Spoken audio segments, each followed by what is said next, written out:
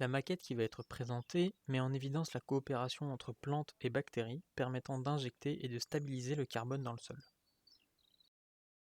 La partie sous la surface de l'eau représente le sol, tandis que la partie au-dessus de la surface de l'eau représente l'atmosphère, qui contient le CO2 atmosphérique.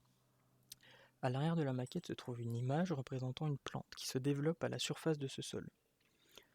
Elle peut se développer en consommant le carbone contenu dans le CO2. Une partie de ce carbone sera restituée dans le sol par un processus appelé rhizodéposition.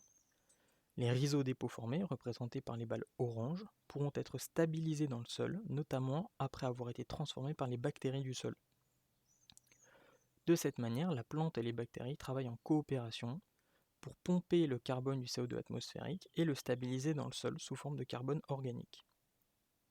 Si l'on considère maintenant non plus une simple plante, mais une forêt entière, pour lesquelles le sol contient une très forte quantité de carbone organique, et que l'on imagine un changement d'utilisation de ce sol, notamment par une déforestation, la conséquence sera la déstabilisation de ce sol et donc un relargage de ce carbone organique sous forme de CO2 dans l'atmosphère.